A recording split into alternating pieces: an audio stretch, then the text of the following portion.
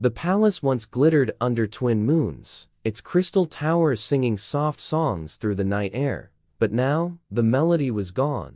Silenced by the flames of war and the silence of loss. For the queen sat alone atop the ash throne, her eyes hollow, her breath shallow, her once brilliant robes, dulled by dust and mourning for the child she once held close, was taken in the chaos as enemies overran her gates, and no word had returned, not even the mercy of certainty, only this endless quiet that wrapped around her bones like frost.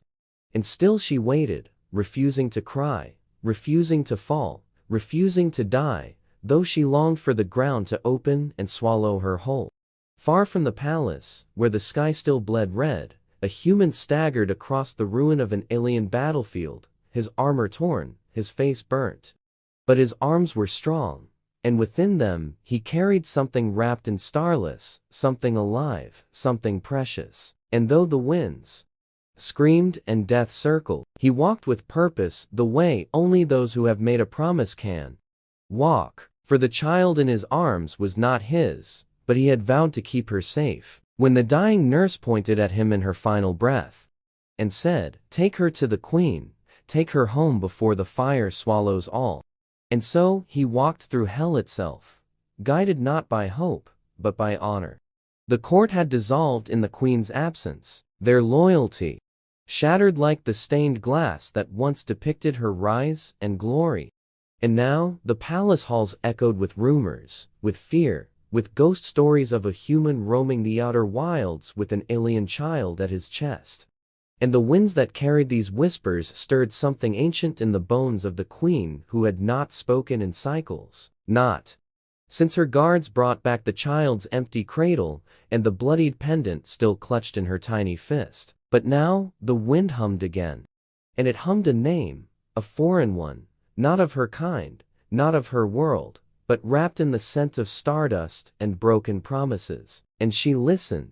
The road to the throne was not lined with gold, but with teeth sharpened by hunger and rage as mercenaries, beasts and scavengers gathered to feed on the dying embers of a broken kingdom, and the human knew this. He knew the child was bait in the eyes of those who worship power and pain. And yet, he kept walking, kept fighting, not because he believed in victory, but because he had looked into the child's eyes and seen galaxies waiting for their names. And he would not let those galaxies dim, not while he could draw breath. So he bled and he ran and he roared, and the desert remembered his voice as it split open to let him pass toward the last light of the queen's buried hope.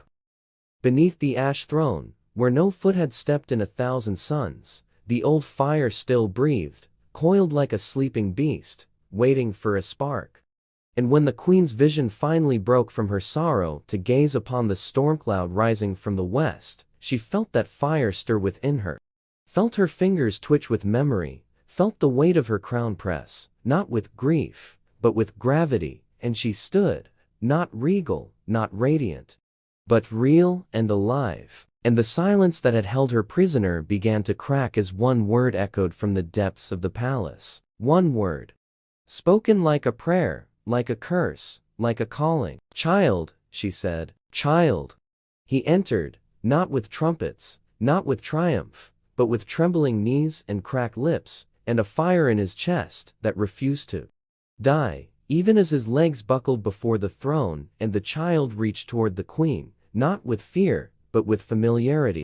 And in that moment, the throne no longer held ash, but light, as if the galaxy itself bent to witness this return, this reconnection, this impossible thread woven back through time and death. And the queen fell not in weakness, but in worship, as she gathered the child into her arms and wept, not from sorrow, but from the breaking of silence and the arrival of sound. And she looked to the human, and saw not filth, not lesser, not other, but Savior.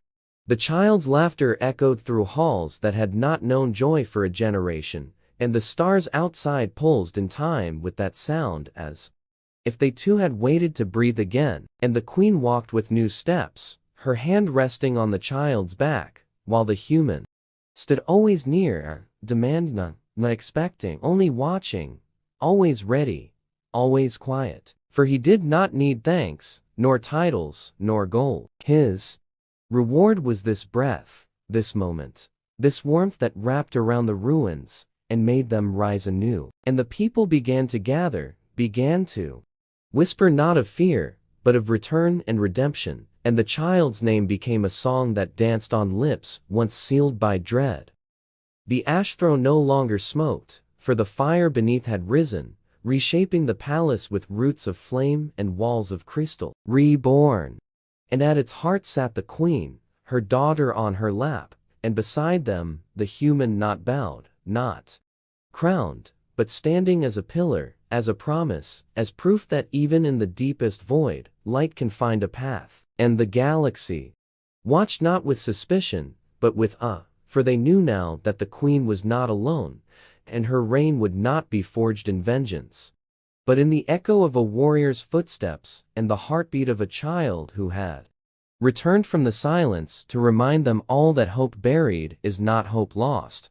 In the age that followed, where records blurred into myth and names grew long with reverence, the story of the queen, her daughter, and the human who carried her across the burning wastes endured not as a tale of war, but of the moment peace chose to return. The queen's daughter grew not in shadow, but in starlight, her voice carrying wisdom for beyond her years, and in her eyes danced the memory of a man not of her blood, but of her becoming. The human remained always near, never claiming power, never seeking praise, yet his deeds echoed louder than drums, for when the great conclaves met, when new threats rose, when the question came, who will stand for life when all else crumbles, they answered with his name. And on the final day, when his breath grew faint and his eyes turned once more to the twin moons, he smiled, for he had seen the future in the arms of a child, in the eyes of a queen, and he closed his eyes, knowing that no flame could consume what they had rebuilt. And across the galaxy, a strange thing happened. For a moment, the stars stood still as if to bow to a warrior who walked into ruin with nothing and left it with a kingdom and a family made not by blood, but by love and fire and choice.